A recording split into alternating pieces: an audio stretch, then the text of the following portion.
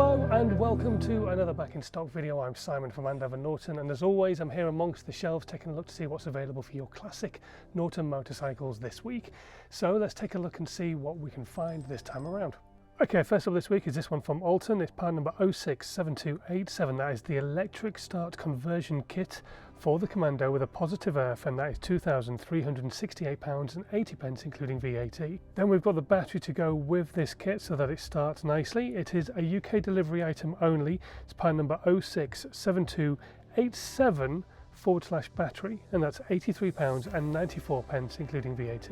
Part number 016658, the twist grip for the single cable 7/8 inch bars from Amal, and that is £115.04 including VAT.